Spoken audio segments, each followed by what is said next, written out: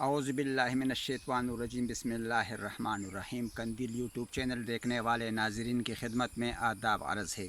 ناظرین، دنیا ایک دفعہ پھر کروٹ لے رہی ہے، نئے اتحاد بن رہے ہیں، نئے مقاصد لے کر کچھ قوتیں اپنے لیے معاشی اقتصادی اتحاد بنا رہے ہیں۔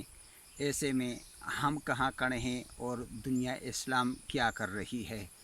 سب سے پہلے تو ہم دیکھ رہے ہیں کہ کورونا کے بعد جو عالمی طاقتیں ایک دوسرے کے خلاف زبانی کلامی برسر پیکار ہیں، جن میں چائنا اور امریکہ سر فہرست ہیں، ایک دوسرے پر الزامات لگا رہے ہیں۔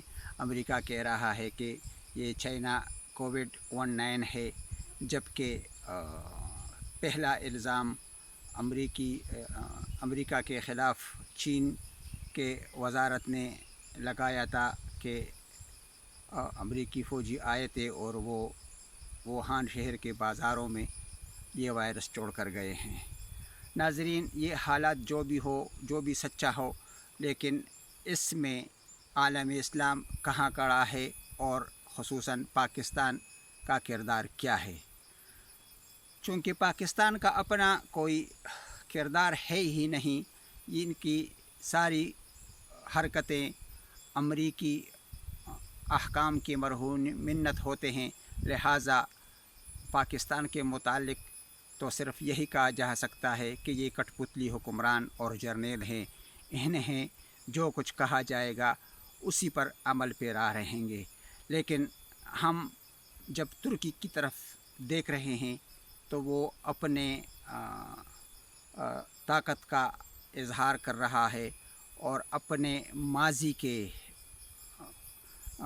جتنے بھی کوتاہیاں ہوئی ہیں اس سے صرف نظر کر کے آگے کی طرف بڑھنا چاہتا ہے۔ تو ترکی کے سامنے جو سب سے بڑی رکاوٹیں ہیں وہ بھی اسلامی ہی ہے، بدقسمتی سے۔ مثلاً ترکی ان کا سب سے بڑا نقاد اور مخالف ہے۔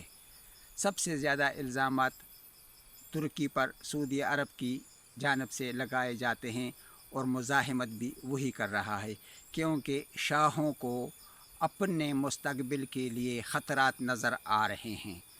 جس طرح کے ایران انقلاب سے ان کو خطرات نظر آ رہے تھے، تو بدقسمتی دیکھیے کہ وہاں بھی ایک اسلامی قوت عراق استعمال ہوا، جس کے سربراہ صدام حسین تھے، اور صدام حسین کو جن قوتوں نے استعمال کیا انہوں نے ذلیل کر کے اپنے انجام تک پہنچایا۔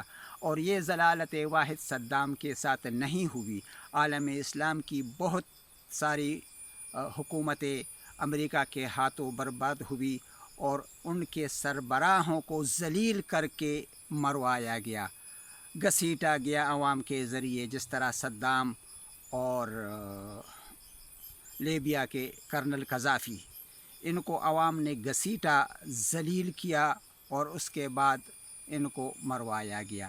اس کے بعد ہم ڈاکٹر نجیب اللہ افغانستان کے صدر کا واقعہ بھی زیر بحث لائیں گے کہ ان کو بھی عوام کے ذریعے ذلیل کر کے قتل کر کے 3 دن تک اس کی لاش کو لٹکایا گیا۔ یہ کتنی بدقسمتی کی بات ہے کہ ہمارے عوام اپنی تحقیر نہیں جانتے کہ ہمارے ساتھ یہ طاغوتی قوتیں کیا کر رہی ہے۔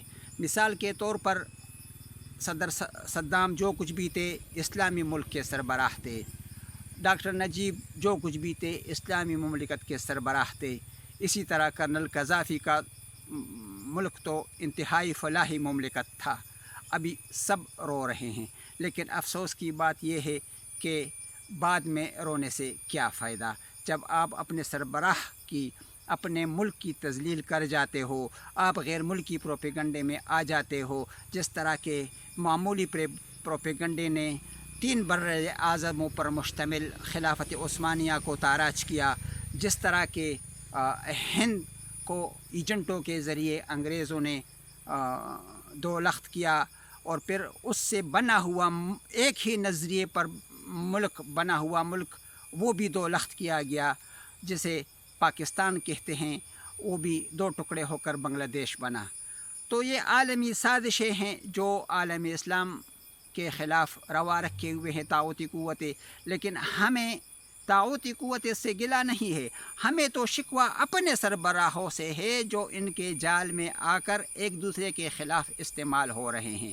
یہ آل سعود جو ترک خلافت کے غدار ہیں، وہ کئی ممالک میں عرب ممالک میں سربراہی سنبھالے ہوئے ہیں، تو ان کو اپنی سربراہی جاتی ہوئی نظر آتی ہے، اس لیے وہ ترکی کے خلاف مزاحمت کر رہے ہیں اور ان کی بڑھتے ہوئے اثر رسوخ کو پروپیگنڈے کے ذریعے زائل کرنے کی کوشش کر رہے ہیں۔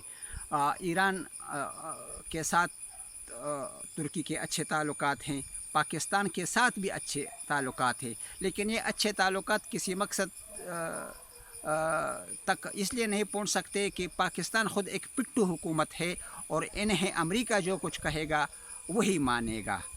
مثال کے طور پر سی پیک وہ بند ہو گیا، دوسرے جو ہمارے مرکزی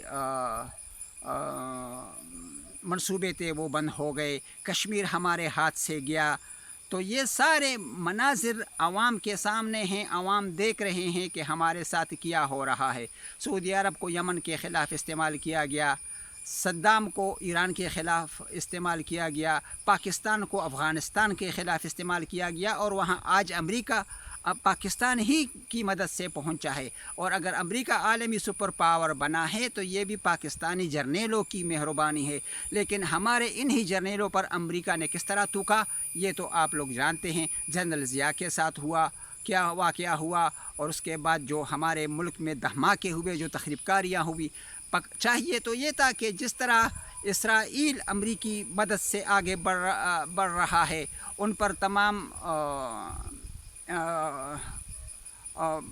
مہربانیاں ہیں امریکہ کی، اسی طرح مہربانیاں پاکستان پر بھی ہونی چاہیے تھی، لیکن چونکہ پاکستان اپنے خون سے، اپنے مذہب سے، اپنی قوم سے وفادار نہیں ہے، اس لیے امریکہ اس پر اعتبار نہیں کر رہا، اور چونکہ اسرائیل اپنے مذہب، اپنے قوم، اپنے خطے سے وفادار ہے، اس لیے امریکہ اس پر اعتبار کر رہا ہے۔ ہر قسم کا اعتبار امریکہ اسرائیل پر کرتا ہے، لیکن پاکستان پر ہرگز نہیں، اور کسی بھی اسلامی ملک پر نہیں۔ سعودی عرب پر بھی اس کا کوئی اعتبار نہیں ہے، دوسرے جو عرب ممالک ہیں ان پر بھی نہیں ہے۔ آپ دیکھ سکتے ہیں ترک چونکہ عرصے سے سیٹو اور سنٹو معاہدات میں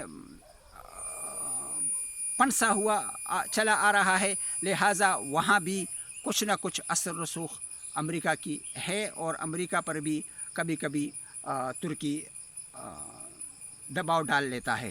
اس طرح مصر میں جرنیلوں نے ہی ڈاکٹر مرسی کو مروایا، اس کا اقتدار ختم کیا، اس کو زہریلے انجیکشن لگا کر موت تک پہنچایا، کیونکہ ایسی قوت امریکہ اسلامی ممالک میں چھوڑتا ہی نہیں جو مستقبل میں طاقت بن کر ابھرے، جو دوراندیش ہوں، جو امریکی مخالف ہوں۔ ایسی طاقتیں، ایسے جرنیل، ایسے سربراہان امریکہ اسلامی ممالک میں نہ ماضی میں چھوڑے ہیں، اور نہ اب یہ کسی اسلامی ملک میں ایسے خوددار لوگوں کو چھوڑنا چاہتے ہیں۔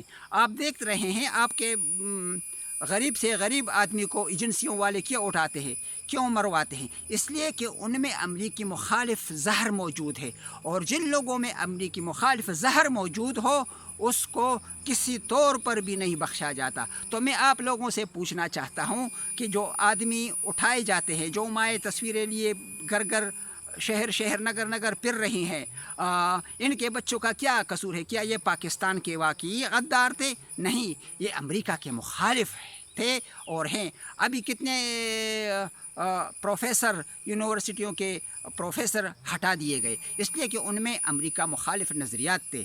تو دوستو، آپ لوگوں کو ابھی سوچنا ہے کہ آپ نے کس طرف سفر کرنا ہے، یزیدیت کے صفوں میں شامل ہونا ہے یا حسینیت کے صفوں میں۔ یہ 2 راستے ہیں، اس کے علاوہ تیسرا کوئی راستہ نہیں۔ نہ آپ پنجابی ہو، نہ آپ پختون ہو، نہ آپ سندھی ہو، نہ بلوچی ہو، سب ذات پات اونچے لوگوں میں ہیں، غریب تو کچھ بھی نہیں ہے۔ ان کی حیثیت تو صرف کیڑے مکوڑوں کی ہے جو صرف استعمال ہو رہے ہیں اپنے مقاصد کی تکمیل کے لیے. تو لہٰذا اگر آپ کو اقتدار چاہیے، آپ کو اختیار چاہیے، آپ اپنے اپنے ممالک کے، میں تمام اسلامی ممالک اور غریب پسماندہ ممالک کے عوام سے گزارش کرنا چاہوں گا کہ اگر آپ لوگ اس دنیا میں اپنے مملکت میں اپنا مقام بنانا چاہتے ہیں تو طاغوتی قوتوں کے خلاف ایک ہی فارمولے کے تحت اتحاد کر لیجئے. نہ آپ پختون بنیے، نہ مسلمان بنیے، نہ کچھ اور بنیے، صرف انسان بن کر ظالم کے خلاف نکلیے جو کہ مغرب ہے اور طاغوتی قوتیں ہیں، اس میں دو رائے نہیں ہے. لہٰذا ان قوتوں کے خلاف آپ لوگوں کو اٹھنا ہوگا، اور یہ تب غریب کی اور مفلس قوم کی مستقبل کی کامیابی کا ضامن ہو سکتا ہے اگر اتفاق ہو تو. والسلام، دعاؤں میں یاد کیجیے. اللہ حافظ.